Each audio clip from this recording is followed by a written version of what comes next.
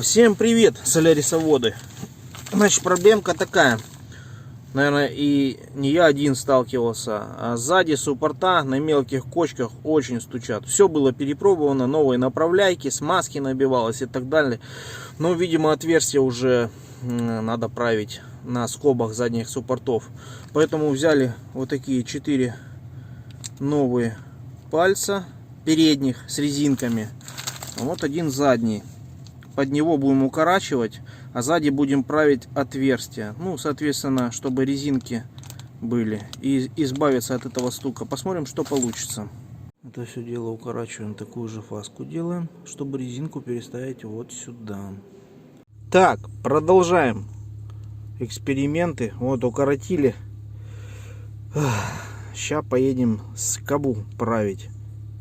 Так, ребятушки, небольшое дополнение.